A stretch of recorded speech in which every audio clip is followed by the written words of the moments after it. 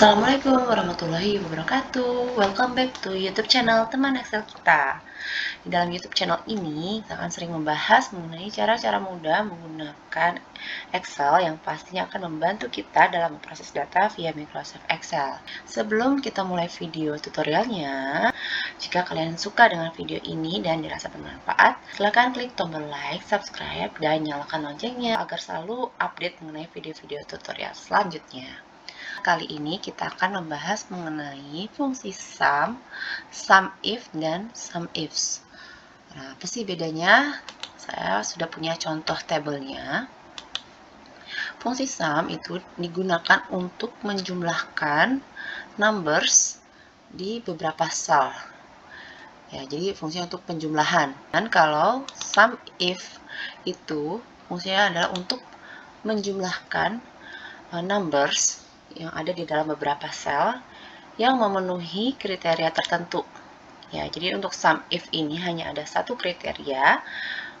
Kalau SUMIF itu sama dengan SUMIF, cuman dia harus memenuhi beberapa kriteria. Jadi ada lebih dari satu kriteria. Di sini saya punya contoh tabel penjualan PT Maju Elektronik, di mana di sini ada kolom nama sales, kemudian cabang, produk yang dijual, kemudian ini penjualannya.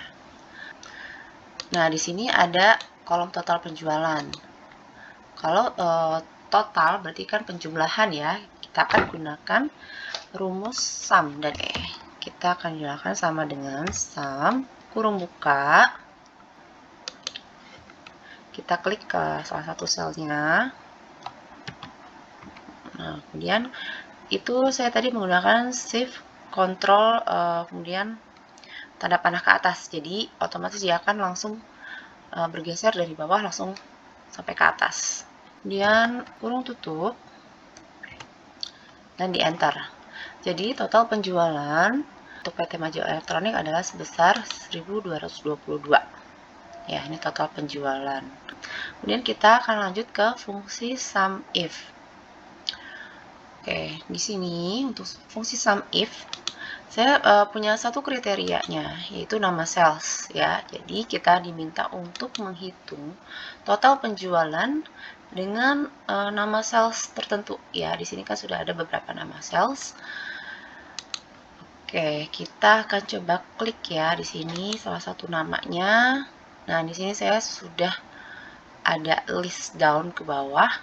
Nah, kalian juga bisa membuat seperti ini, nanti kita akan bahas di video selanjutnya.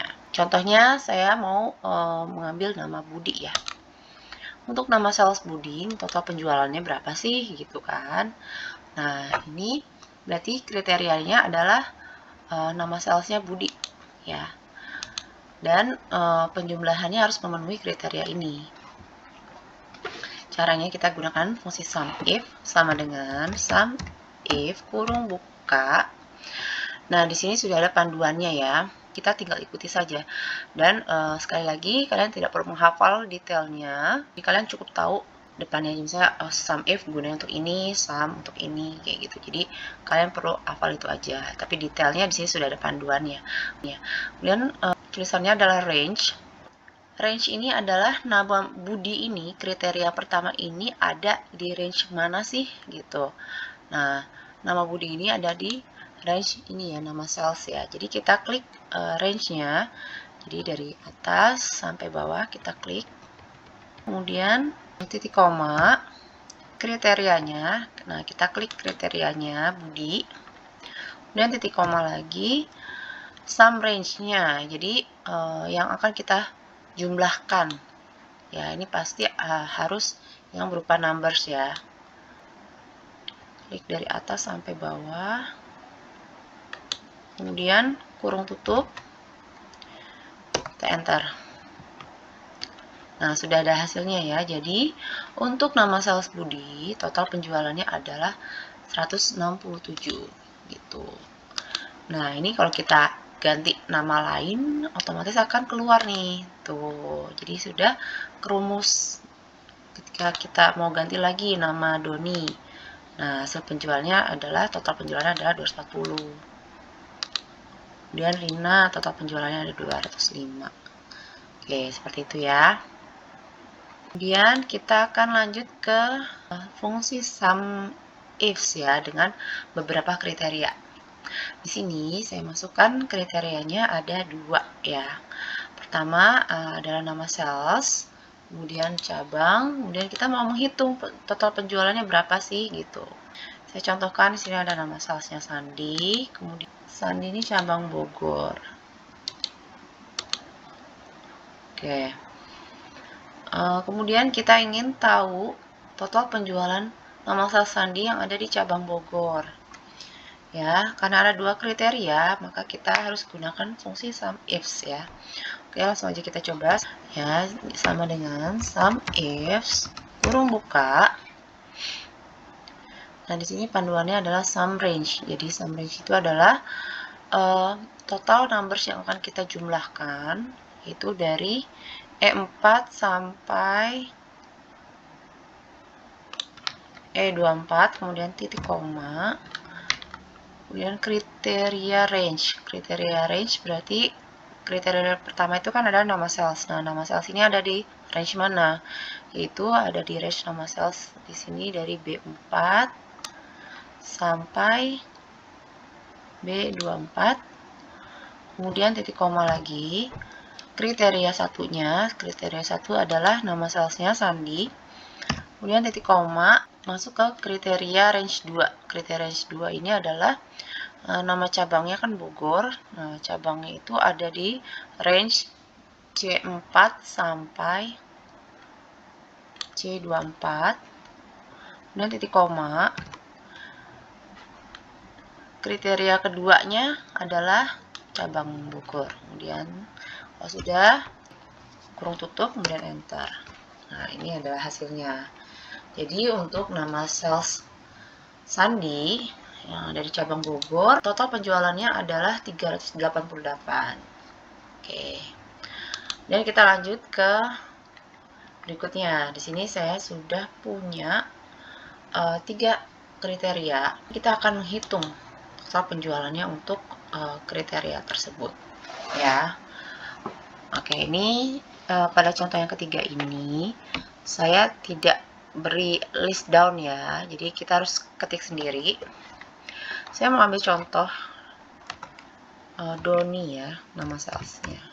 Nah, Doni ini ada di cabang mana? Doni ada di cabang Depok. Kemudian saya mau cari tahu produk yang dijual oleh Doni untuk produk kulkas ya. Jadi saya ketikkan kulkas di sini. Oke. Kemudian kita akan menghitung total penjualannya berapa.